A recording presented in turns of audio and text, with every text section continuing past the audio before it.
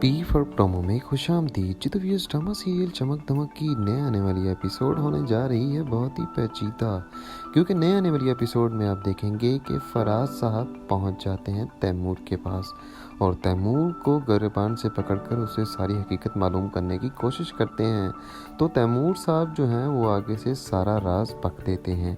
वो कहते हैं कि तुम्हारी बहन फरा जो है वो तुम्हारी बीवी यानी रामीन का नाम यूज़ करके मुझे बुद्धू बनाती रही है और ऐन मौके पर उसने तुम्हारी बीवी पर यह इल्ज़ाम लगाकर तुम्हारी नज़रों में भी गिराया। और दूसरी तरफ वो सिकंदर तो बहुत ही कमीना इंसान निकला जो तुम दोनों को धोखा देकर निकल गया है। अब ये सुनकर फराज गुस्सा करता है और आगे से तैमूर को गिरेबान से पकड़ लेता है, लेकिन उसको पकड़ने का क्या फ़ायदा।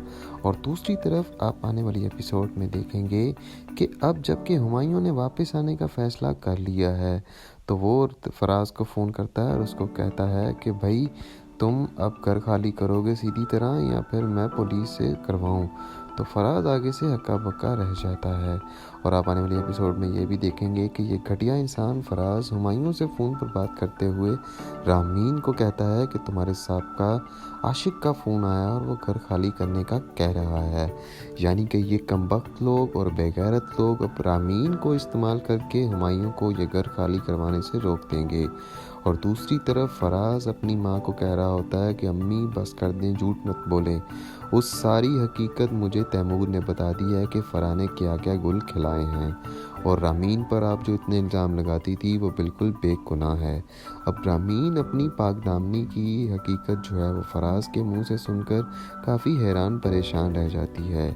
लेकिन आपके ख्याल में क्या अब हुमायूं इन लोगों से घर खाली करवा देगा और क्या फराज लोग राह रास्त पर आएंगे या यूं ही जलीलो ख्वार होंगे? आप इससे मुतल्लिक हमें अपनी कीमती राय से ज़रूर आगाह कीजिएगा।